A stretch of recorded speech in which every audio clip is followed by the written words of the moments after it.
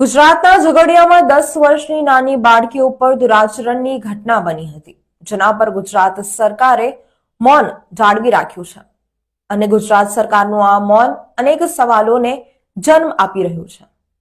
જી હા દર્શક મિત્રો, 10 વર્ષની નાની બાળકી ઉપર દુરાચરણની ઘટના બની હતી અને 8 દિવસ સુધી એ નાની બાળકી જીવન અને મરણ વચ્ચે જંગ લડી રહી હતી.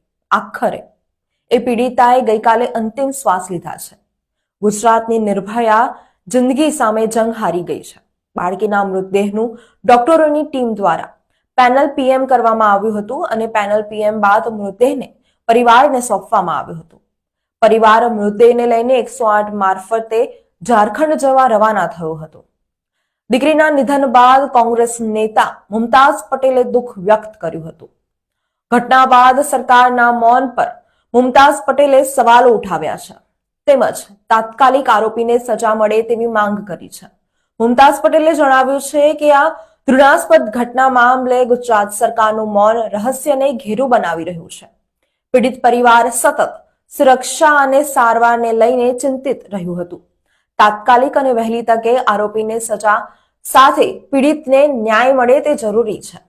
શક્તિસિંહ ગોહિલે પણ તેના પર પ્રતિક્રિયા આપી છે.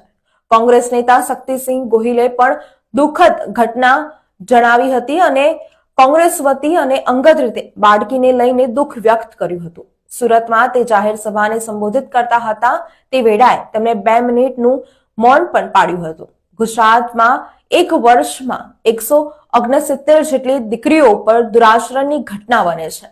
આ બાબત એક ચિંતાનો વિષય છે અને આના પર ચિંતન કરવું જરૂરી છે.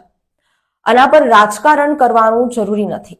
દીકરીની સલામતીને લઈને હવે ગુજરાતે ચિંતન કરવું જરૂરી બન્યું છે.